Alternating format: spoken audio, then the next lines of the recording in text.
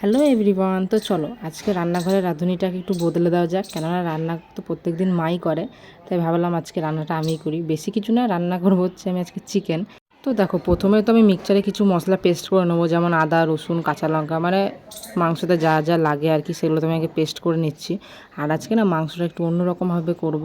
আমি তো ইউটিউবে অনেক জায়গায় দেখলাম যে চিকেনটাকে প্রেসার কুকারে কেমন করে রাঁধে বা কি, সব কিছু আমি দেখে নিয়েছি। এরপর আমি রান্না শুরু করব। মা তো শুনেই রেগে গেছে যে প্রেসার কুকারে মাংস করছি, যদি কোনো খারাপ হয় বা গলে যায়।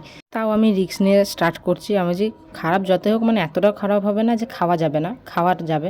তাই আমি শুরু করছি এখন রান্না। আর আগে থেকে আমি মাংসতে হলুদ আর তেলটা মাখিয়ে রেখেছিলাম।